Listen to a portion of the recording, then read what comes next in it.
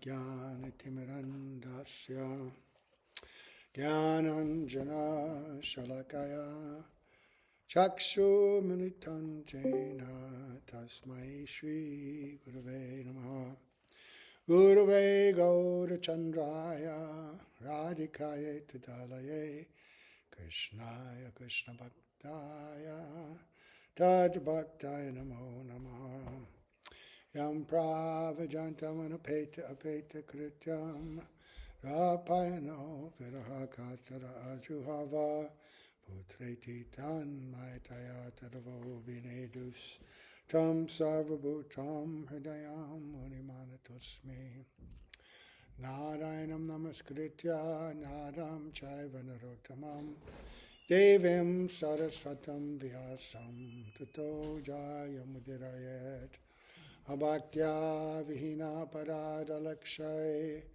Kiptasya Kamari Tarangamadye Kripamai Tvam Sharanam Prapanna Vrinde Namaste Charanada Vindam Tave Vasmi Najivami Tvaya Vina Iti Vigyaya Radhe Tvam Nayanam Charanandike Vancha Kalpatarubhascha Kripa Sindhu Vyaevacha Patitanam Pavanebhyo Vaishnavebhyo Namo Namaha. Okay, so we're going to begin, as always, by offering our most humble obeisance unto the lotus feet of our beloved Gurus, unto Sri Guru Pad Padmanitya Pavishta Om Vishnu Pad Asta Tarasat Sri Srimad Abhaya Charnaravinda Bhaktivedanta Swami Prabhupada, and unto Sri Guru Pada Padmanitya Bhavishta Om Vishnu Pad Asta Tarsat Sri Srimad Bhaktivedanta Narayan Goswami Raj, unto our exalted Rupanuga Guru Varga, and all the assembled Vaishnavas and Vaishnavis. Okay, so here we go. Today, continuing with the topic of Srimati Radharani, I was scouring this book, Sri Radha, Our Supreme Shelter, which has articles by so many Vaishnavas, and I found this one by Srila Bhaktisiddhanta Sarasvati Prabhupada. And I thought, all right, this is a really good one. They're all really good. What am I saying? But we are in the line, of Bhaktisiddhanta Saraswati Prabhupada, the modern day ISKCON, modern day Gaudiya Math, all are coming from Srila Bhaktisiddhanta Saraswati Prabhupada. And for those who are disciples of our Srila Prabhupada, perhaps Bhaktivedanta Narayan Goswami Raj, any of the other, Bhakti Manoj Puri coming down in that line, Bhakti Vaibhav Puri Maharaj, so many others, Bhakti Vallabha, all are coming through Saraswati Prabhupada. And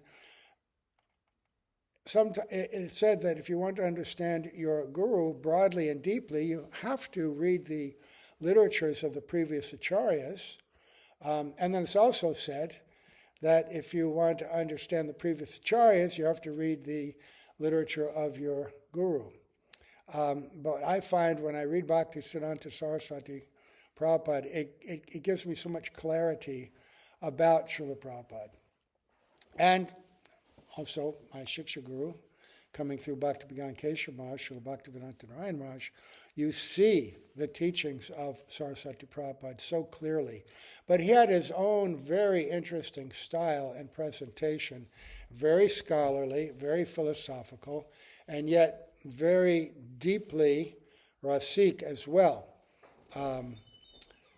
So this is about Radhika. There are stories about him and his mood towards Srimati Radharani. After all, he is Sri Vrishabhanavi Devi Dayata. His very pranam mantra reveals him to be the very dear, intimate servant, maidservant of Sri Vrishabhanavi Devi, Srimati Radharani. So everything he says is so enlightening. So this article is entitled Sri Radhika, let me find the source for you. Oh, it was first published in 1932 in the Harmonist magazine, volume 30, number 5.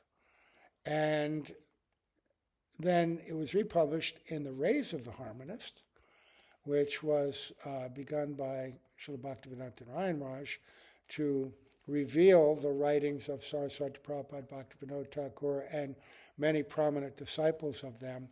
And it came out in Kartik 1997. All right, so let's find out what he is saying. He begins by saying, Sri Krishna alone is Godhead. Sri Radhika alone serves Sri Krishna. This is the only absolute truth. Now that's something to, what? Radhika alone serves Krishna? Well, what about all the other gopis? What about, all the devotees in Vrindavan? What about me? Only Radhika serves Krishna. What does he mean? This is really deep. Sri Krishna is the ultimate source of all real receivers of service. Sri Radhika is the ultimate source of all real renderers of service. The infinite variety of the pastimes of Sri Radha Krishna constitutes the only reality. So in other words, Krishna, the source of all receivers, what does that mean? He is the original form of God, Godhead. Ete Chanksa Kalak Pungsa Krishna Stu Bhagavan Swayam. And so Baladev, the Chaturvyuha, all the forms of Lord Narayan, all the avatars, they're expansions of expansions, all coming from Krishna. They're Vishnu Tattva, they're the receivers of service. Radhika is the ultimate source of all renderers of service. From Radhika expand all the gopis, the Nityasiddha gopis. From Radhika, who is the source of the Sarup Shakti, she's the complete energy, Sandini, Samvit, and Ladini, all living entities are expanded by that energy, are created by that energy. The Nityasiddha devotees in Goloka Vrindavan, in Vaikuntha, and the devotees that are coming through Mahavishnu, the Tatastha Jivas, in this realm, all through the energy of Radhika, or her expansions, because just as Krishna expands into so many forms, there's always a counterpart. In every Vishnu Tattva, Radhika has the counterpart, the various forms of goddess of fortune, right?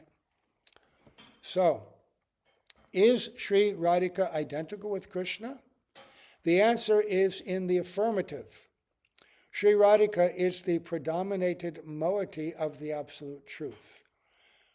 I always ask this, we get new audience all the time. Do you know what a moiety is? He says that, the predominated moiety and the predominating moiety. I never knew this. I had to look this up years ago. If you take a pea, right, it's covered in a shell. It looks like one round, one ball.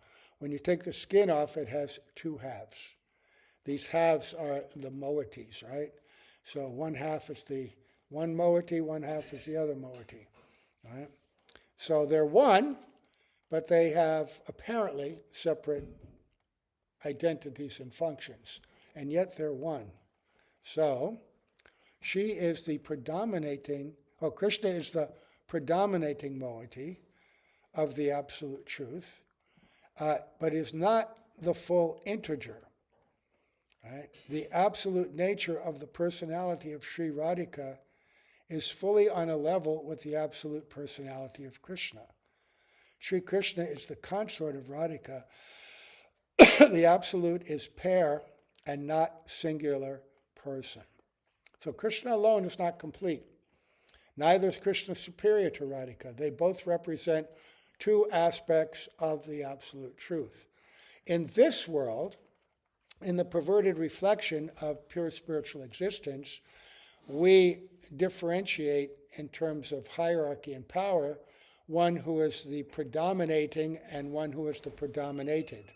The predominated can be exploited, can be used for service that the predominating accepts. But the more you read about the relationship between Radha and Krishna in pure love, you understand that their relationship is one of constant competition to give the other pleasure, to serve the other. But they take the two specific roles. Without these two roles, love cannot be experienced and expressed. But neither is lesser or greater than the other, and neither is independent of the other. And neither is complete without the other. So you have to get that right out of your head, right? So, monotheism is so dear to the heart of all rational persons in this age that very few people would agree to accept two gods, even if they are assured that they are complementary to each other. The numerical reference is illogically allowed to limit the absolute truth. Right, so monotheism, God, it's only one God, only be one, can't be two. The absolute truth is one, but it manifests itself in a dual way. But the numerical reference that we have in this realm, the way that we understand and apply the idea of monotheism, people can't get their heads around that. But with a little explanation, it becomes clear and very intriguing and very attractive. So the numerical reference that we have here is illogically allowed to limit the absolute. It is considered to be binding on the absolute, to be a singular entity in the ordinary sense. But the pseudo-monistic view is calculated to destroy the personality of Godhead into the void of the undifferentiated Brahm. No theist should be prepared to reduce the divinity, whom he is to worship, to the absolute zero. So the other part of monotheism, aside from only being one male god, or the counterpart, one female god, patriarch and matriarch, is the monotheism of impersonalism, right? Because they reject those who try to speculate about the nature of absolute spiritual purity, say, oh, it can have none of the qualities of the material energy. So here we see qualities, we see form, we see diversity. These are all false. These are all causes of illusion and unhappiness. So pure spiritual happiness and reality has to be undifferentiated, without qualities, right? Both of those are limiting. The only solution of this fundamental problem of theism is offered by the fact that Sri Krishna is eternally a couple. He is both Sri Krishna as well as Sri Radhika. Sri Radhika is as absolute as Sri Krishna himself. Sri Radhika is at once identical with and distinct from Sri Krishna. Very clear, very, very beautiful. Sri Radhika is eternally distinct from Sri Krishna. Sri Radhika is the predominated moiety of the Absolute, whereas Sri Krishna is the predominating moiety. Sri Krishna is male, Sri Radhika is female. They are two distinct and complementary persons, complementary. But neither of them are male or female in the limited worldly sense. The absolute male and the absolute female are, from the worldly point of view, a sheer contradiction of terms. But this apparent contradiction is also really accommodated in the absolute in defiance to all canons of our so-called rational judgment.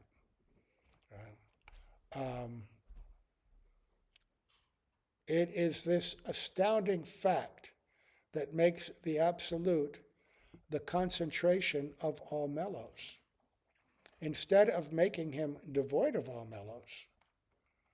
The empiric singular conception of Godhead would relegate all mellowness to the fractional parts and make the integer, that integer means, that can mean like a number, but in this case, that singular identity of God, but that integer has its duality, right? It's two.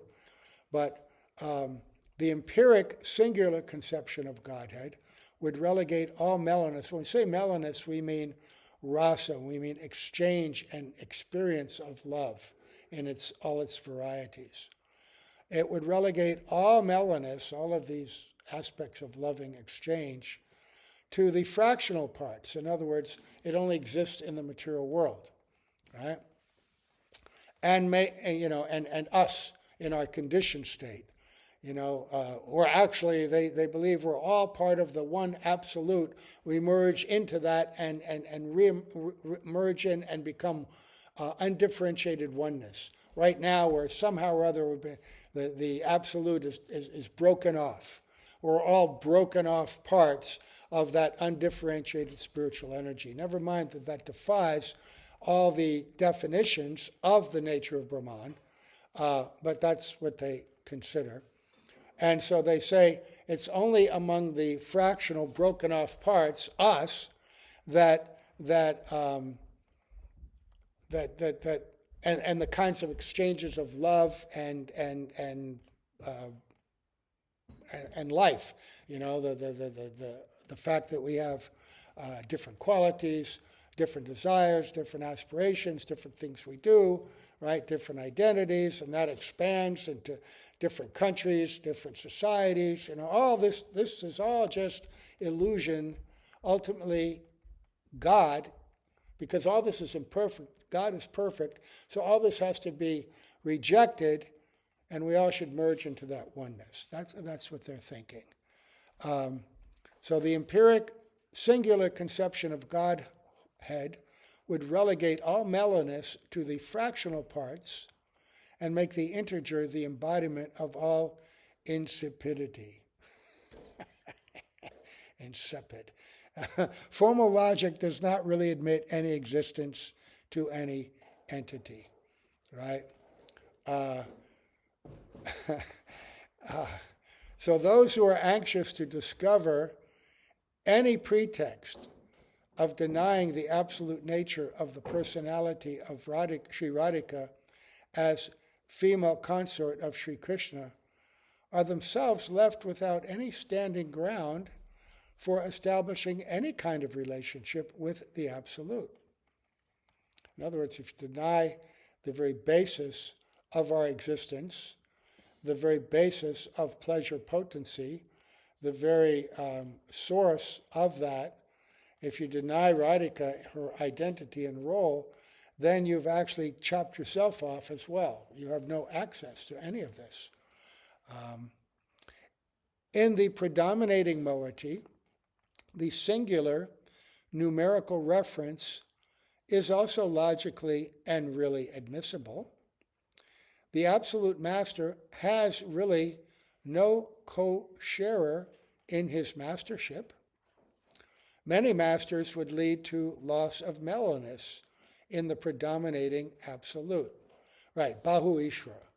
When we study 10 offenses to the holy name, the idea that there are many equal but different supreme beings, like Lord Shiva, he's equal to Krishna, Ganesh, they're equal, Lord Brahma, some worship like that, other demigods, their conception of of absolute deity, there can be many of them, many gods. You can worship many gods. I remember being in a Indian store once in the San Francisco Bay Area.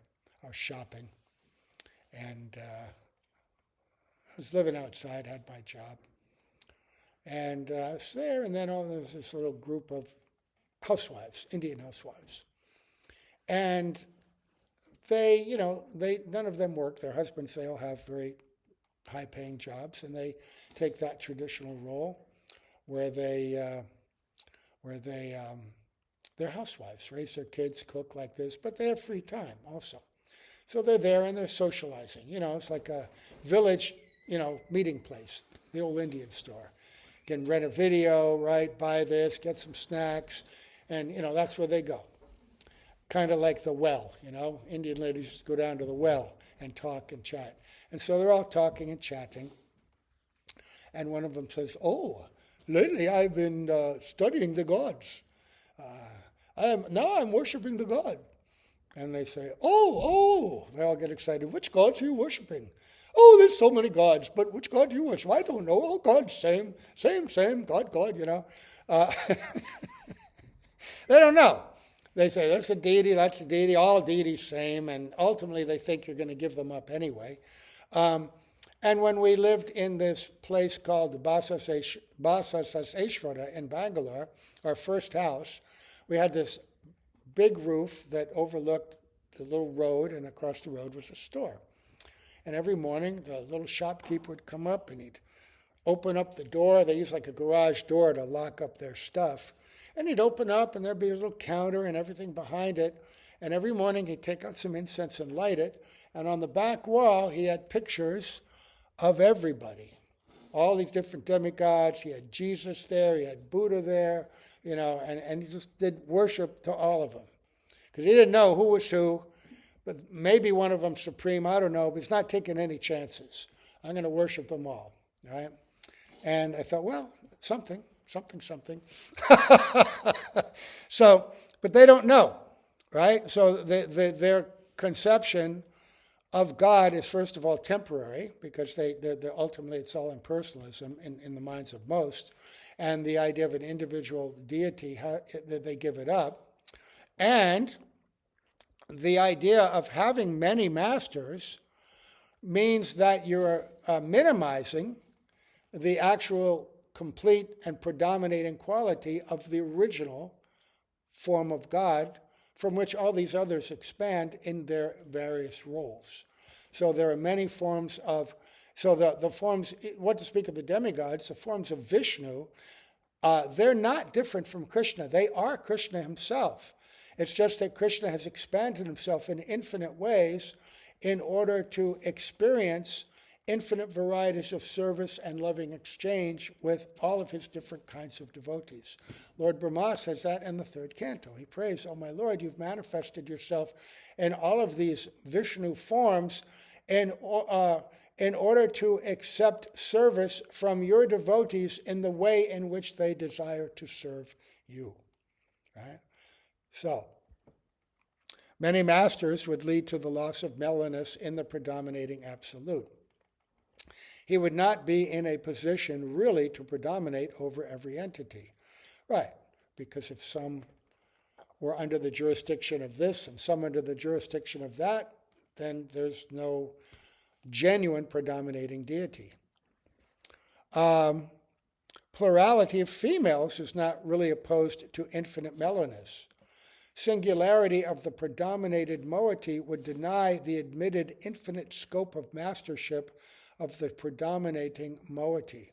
So Radhika expands herself into infinite forms, but that's not a problem in the nature of loving exchange, because they're all her own expansions, or expansions of her energies. And because the role of the predominated moiety, the energy, Radhika herself, is to give pleasure to the predominating moiety, the greater the pleasure, the more the opportunity, the more facility, the greater the exchange of love. And Radhika's full existence is to create happiness and love for Sri Krishna. However, when you try to explain that to people, they still think there's an imbalance. They don't understand. So he's going to explain. So there is more than one female consort of Sri Krishna who is the only male. What is the relation of these plurality of consorts to Sri Radhika? Sri Radhika is the absolute source of all consorts of Sri Krishna. The services of all the consorts are associated aspects of the service of Sri Radhika. Sri Krishna left the dancing circle of the milkmaids of Braj as soon as Sri Radhika herself withdrew. In other words, the aggregate of the milkmaids of Braj falls short of the service of Sri Krishna except in association with Sri Radhika and under her direction.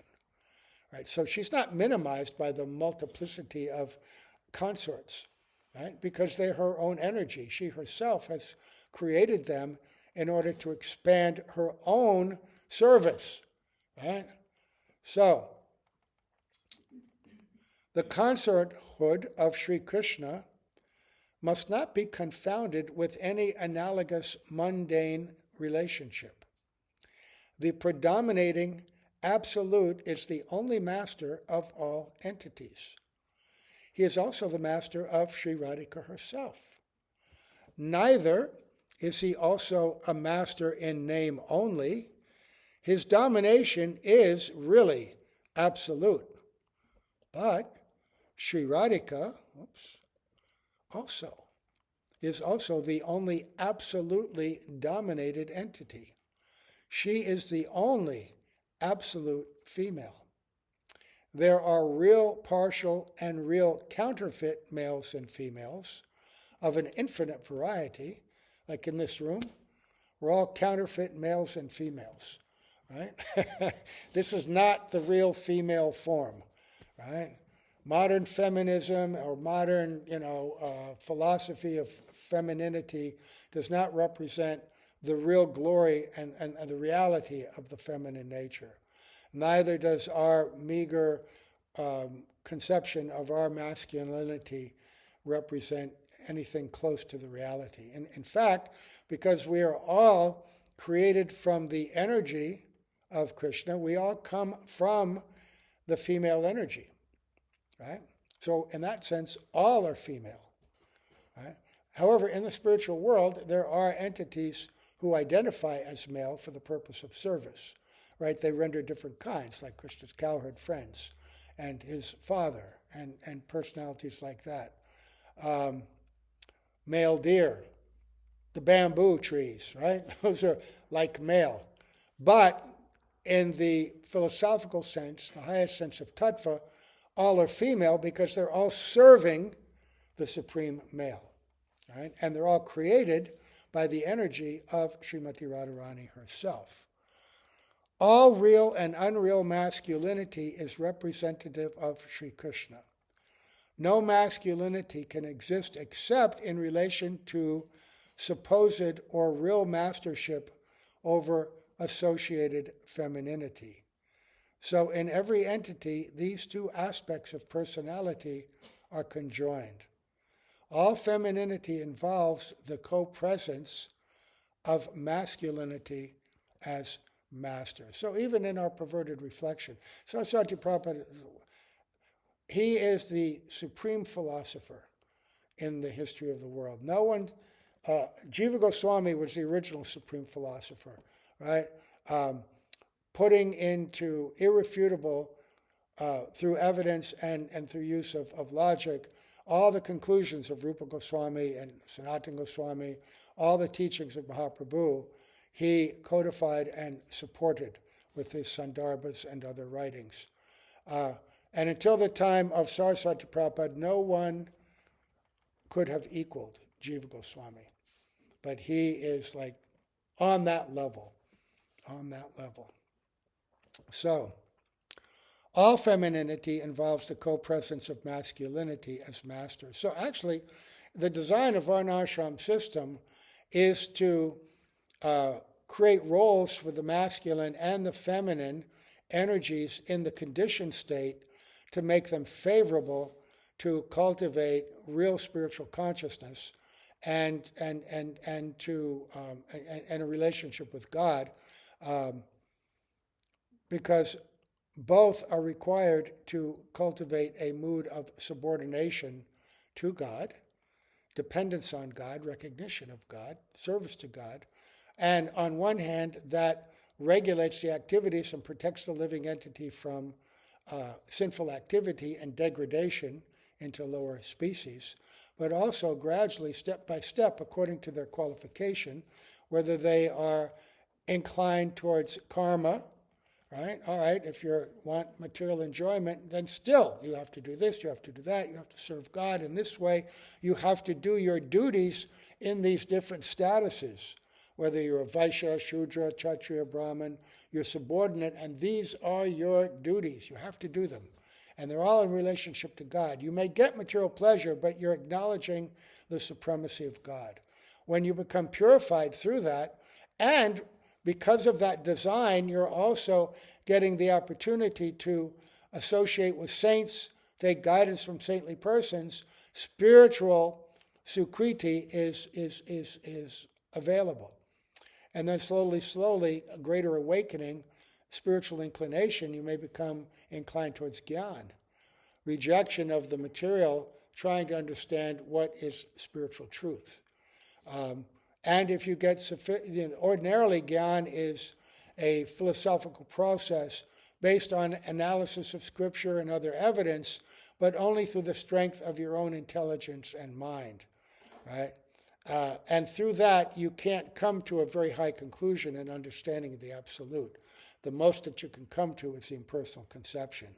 But even still, if in that environment you're controlling your senses even more, becoming more and more detached from the world, if then you get the association of saintly persons, right, then you can go above that. And that Jaiva Dharma shows examples of that. Sannyasi Thakur, in the very opening of the Jaiva Dharma, is one such personality who had achieved so much on the impersonal path, but was dissatisfied. But when he came into association with Vaishnavas, it awakened very quickly in him, because he was not envious, and he was open and submissive. Shukadev Goswami, 4 Kumaras, right? So, the individual soul is a feminine entity by her proper nature. This is so because all entities, except the divinity, are subservient. So that's what it means by female, subservient. That whatever your role, it's feminine because you're serving, right? Now, this is not the kind of service, remember, you've got to separate our material conception of service to, with the divine service.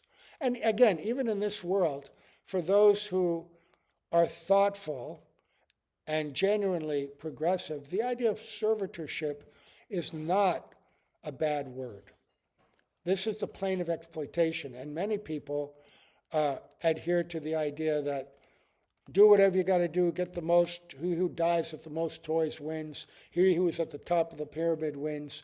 But many people acknowledge the idea of servitorship as being a very desirable quality. And even in business, there's a growing trend towards recognizing that the best CEOs and the best leaders in companies are those who have the idea of servant leadership. That I'm not trying to just dominate everybody, I'm trying to bring everybody up, right? So I want to take a more humble position and do whatever is best for everybody around me, and in that way, the company that I'm in charge of will thrive in the best way, right? And this springs really from association with, scriptural influence. Even though the scriptural influence in the Western world is generally of a Judeo-Christian nature, right? Still, there are many valuable teachings and lessons there, right? Just like the beginning of Varnashram is not that high, but it's a necessary stepping stone to Vaidhi Bhakti and then Raganuga. So all individual souls are feminine by their proper nature because of our service relationship. The singularity of the predominating absolute has to be recognized without reservation. There is, however, also an infinity of divine personalities. But all divine personalities are fully divine. None of them have got any master. The milkmaids of Braj are the expanded forms of Sri Radhika and identical with her. But the jiva does not belong to the category of the associated constituent counterholes of Sri Radhika. Okay, so Radhika has her Kaya Vyuha, her eternal expanded associates, like Vishaka and Lalita and so many other gopis. But we're not of that group. We can ascend into that role, but that's not our nature. The jiva soul belongs to the decentralized plane of manifestations. What does it mean by that? Shiva is the divine, when Srila Saraswati Prabhupada used to give lectures to the audience, quite often what they would do is that they'd have one of his chief disciples, even though he's speaking in their native language, whether Bengali or Hindi, whatever he would speak in, he would have one of his disciples, after he gave the lecture, translate the deeper meaning of it and make it accessible to people, right? Because who has this vocabulary? There's a beautiful book that was published many, many years ago by Mandala Press, big coffee table book about Bhaktisiddhanta Saraswati Prabhupada. And in it recounts a conversation between him and this very famous Indologist professor from Ohio State University that had gone to meet with him. And Saraswati Prabhupada was, very expert in English as well. It's said that when he was young, maybe when he was in university, I don't remember exactly when, but he read the entire Oxford English Dictionary. Now, not one of these things. Back in the day when people used to go to libraries, when you walk into the library, there'd be this big table, and on it would be this massive book, like this thick and this wide and this, deep like that, the Oxford English Dictionary. And each word would have sometimes like 5, 10, sometimes 20 different definitions of a word. You remember that, right? Yeah. And he memorized the whole book, every definition, everything, because he had, he's Shrutidhara. Whatever he read one time, he memorized perfectly for his whole life. So he knew every English word, no matter how obscure, and every subtle definition. I remember reading one of his words that he used, and I said, how does that make any sense? That's not the meaning of the word. And then I had to go to one of those kind of dictionaries, and way down about like definition 10, I get it now. Wow, what an amazing use of the word. Amazing use of the word. And our Srila Prabhupada, many people, Gaur Govinda Maharaj tells the story that there was one person, scholar, who was questioning Srila Prabhupada's word for word and his translations. And Gaur Govinda Maharaj was a great scholar himself, Sanskrit as well. But he had one Sanskrit teacher who was also devotional. And he was very famous throughout India. And he said, I want him to study Srila Prabhupada's Gita to affirm these definitions and translations. And so the man took the book at Gaur Govinda Maharaj's request, and he studied Srila Prabhupada's Gita very deeply. But it took him many, many, many months. And then he recounts his experience. He said, at first I read it, I couldn't detect why he had translated it like this. Right? So I went back and I studied it again and again and again. And the deeper I went and the more I studied, I realized that this person understands the Sanskrit language as the window or the voice to spiritual truth more than anybody on the planet. He's the greatest of all scholars. Nobody can refute his translations and definitions. And Gaur Govinda Maharaj didn't do that, he said, because he had a doubt of what Srila Prabhupada said, but he wanted it to be shown and proved to others beyond a doubt. And so Saraswati Prabhupada's language is like that. When you parse it and go into it very deeply, you get a sense, oh my goodness, there's so much meaning in each of these words. So where was I? Oh, the jiva soul belongs to the decentralized plane of manifestations. Shiva is the divine center of the principle of this decentralized existence. I think what he means decentralized is because we're not aware of the central point of existence. Decentralized here means the illusion that we're in. Everything is centralized. Everything has the center point coming from God himself. But Shiva is the center of the decentralized plane because he acts as the Purusha in the sense that he is the agent of creation. Right? You read Brahma Samhita, read Bhagavatam, you see that he is he's a manifestation of time. He also carries the living entities, and he carries the initial ingredient of the desire to create. And then coming into contact with the expansion of Ramadevi, the goddess of fortune of Mahavishnu, who is Mahamaya, energizes her and transfers that desire to create to her, and then the Pradhan, which is like the dormant womb of the material nature, then creates. So it's a decentralized, he calls it decentralized because we don't understand, we're not in connection, we're covered by illusion, so we don't understand our connection with the central point of existence. And so Shiva, Lord Shiva, is the divine center of the principle of this decentralized existence. Shiva is consorted for this purpose with Mahamaya. Shiva and Mahamaya are closely connected with the Jiva.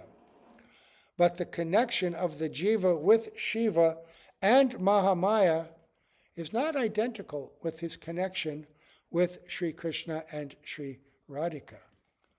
The connection of the Jiva with Shiva and Mahamaya is established only when he is dissociated from the conscious service of Sri Sri Radha Krishna.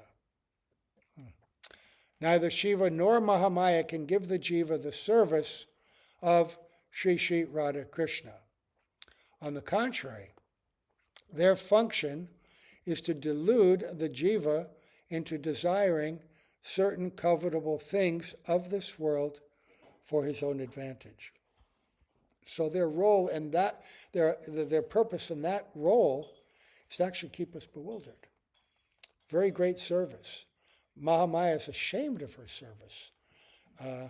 There's a very beautiful description of when Mahamaya is doing meditation, austerities in Navadvip in order to get the mercy of Mahaprabhu. Right? And when she appears to him, or when he appears to her, she expresses her feelings of shame over her role. Right? And he assures her, no, you are very important to me. You're an expansion of my own divine eternal consort Radhika. And you have a very special purpose in this world. But you are, of course, my great devotee. Right? And so he gives her all of this and assures her. And so in that sense, you're like my consort as well. You are my consort as well. And when a lady gets married, she puts this red line on her forehead, right? You see a lady with a red line in Vedic culture, means she's married. And that's called a Simanta, right? And so the place where that took place is now named Samantadweep. It's one of the islands of 9 islands of Sri Navadvip. But in this world, she is Mahamaya. She has the job of keeping us illusioned. But if you take up bhakti, then she becomes pleased with you, and then she will gradually lift the chains of tamagun and rajagun and allow you to be influenced only by sattvagun, which is illuminating and very favorable for the practice of bhakti. The qualities of sattvagun are Brahminical qualities, and they're very helpful in practice. If you weren't burdened by all of your laziness, lust, greed, all of the things that hold us back, and you had these natural qualities, and then you engage them in seva, so she's also helping. So Shiva is consorted for this purpose with Mahamaya. Shiva and Mahamaya are closely connected with the Jiva, but the connection of the Jiva with Shiva and Mahamaya is not identical with his connection with Sri Krishna and Sri Radhika. It's a semblance. It's a reflection of that, right? The connection of the jiva with Shiva and Mahamaya is established only when he is dissociated from the conscious service of Sri Sri Radha Krishna. Right? Neither Shiva nor Mahamaya can give the jiva the service of Sri Sri Radha Krishna. Oh, I read this. Oh, I keep backing up. Anyway, it's good to hear it again, right? Because it's kind of like, you know the story of the coconut sticks? Whoops. Who is that king? Which king was it? Was it Mars Janak? I can't remember which king it was. Any rate, a great king. He had 9 very wonderful ministers, and they were famous all over the world. And one day, a avadut kind of yogi came to the assembly, and he was carrying a skull. And the king's sitting there, and his ministers are there, and they're all talking philosophical things. And this person comes in. Now, there's an etiquette in Vedic culture, of course, where you never know who anybody is. You have to be careful. And so this madman comes in, and he's cackling. But still, the king says, "My dear sir, how can we help you?" And he says, "I have heard that you have the greatest ministers in the world. 9 great jewels. They're called the jewels of the king, 9 jewels. And I've come to test them." And he said, "What?" "Well, okay." And he goes, and he pulls out this skull, and he holds it up. And he shows it to everybody. I go, "What?" Anyway, and then he says, "What's your question?" "My question is this. Was this man a wise man or a fool?" And they're all looking at this skull and thinking, "What? How can we know that? It's gone, right? It's just a skull." And there were 8 ministers there, and they all went, I don't know. No, I don't know. And the king is bewildered, and then the sage says, "I knew it! You said you're wise. None of you are wise. You're all fools. Why did I even come here?" And he begins to leave. Just then, the 9th minister, who was the topmost, the real jewel of all of them, I can't remember his name, haven't heard this story in years, he comes in. And the king says, "Wait one moment. Let my chief minister consider this problem." And then he says, "Okay," and he poses a question. "Tell me, was he a wise man or a fool?" And the minister takes the skull and he says, "Bring me a broomstick." Now, you don't know what a broomstick is, but you think like this big handle on a broom, but a broomstick means in India, when the coconut trees dry out, these giant leaves, they've got these fronds are held together. You got some central spine, and from the central spine come all these smaller spines. And when it dries out, you slice off the frond, the green part, and then these long sticks are left. And you bundle these sticks together, and you make a broom out of it. And you've been in India, you see people sweeping with these brooms, right? That's why all the old ladies of the previous generation, they're all bent over, because their whole life they're just bending over with these brooms. Any case, he said, "Bring me a coconut broom." And he took a stick out. And he took the skull, and he put the stick in one ear, and it went through, and he poked it out the other. And then he said, "The man was a fool." And he said, "Why?" "Because there are 2 kinds of people. One person, if he hears something, and, especially spiritual discourse, it goes in one ear and then goes down to his heart, and he keeps it. The other, the fool, it goes in one ear and out the other, right? So when I put the coconut stick, it went in one ear and out the other, therefore this man was a fool." So he was using that to illustrate a point, and the sage was satisfied. Sometimes they do this, right? These little mysteries, So there's a fool. So here we are. That's why I like to reread things and back up sometimes, because I know for me that most things go, wah, wah, and maybe sometimes for you that happens as well. So after reading something and then rambling, I like to get back to what I read so that we remember what it was all about. Anyway, there's more to this article. We're going to restart it from the point of Lord Shiva and the conditioned soul. And we'll finish this article tomorrow. Very beautiful, very clear, step-by-step understanding of the principle of Radha and Krishna. How Krishna is the singular supreme male, and Radhika is the singular supreme female. They are the absolute truth, complete in and of themselves. But in order for the aspect of singular male to fully enrich themselves and find complete fulfillment in their identities, which are separate and one at the same time, the female expands herself into a multitude of eternal associates in Vrindavan, and the supreme male is enjoying the service of all her expanded energies, right? And thus both find complete fulfillment, right? But at the same time, he said they are eternally equal. One is not above the other, and they are eternally dependent on one another. So if you want to understand Radha and Krishna, you can never limit them by the mundane conception of male and female. And never think that Radhika is less, and never fall into the area, because in loving pastimes, sometimes you'll hear the gopis criticize Krishna. Oh, this black, we don't want anything to do with him, da-da-da-da. I remember many times in India during Parikram, you'd get devotees, especially the young girls, right?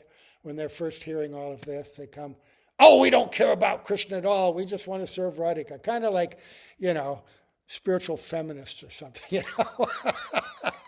It's not like that. Everybody wants Krishna to be happy. But sometimes they'll show man or anger and speak like that. Why? Because Krishna really enjoys those sharp, taunting words. And it makes him have to be more clever and show himself to be more clever than them, to overcome their anger and trick them somehow so that he can be with Radhika. All of that is based on very clever, high levels of loving exchange. And when you begin to see things in that way, that everything everyone does is for that, then, it becomes understandable and greatly relishable. So, we'll continue with this tomorrow. Let me shrink this and go to here. So, all glories to the Prabhupada, all glories to the Gurudev, all glories to all the assembled Vaishnavas, Vaishnavis, Jai, Jai, Jai.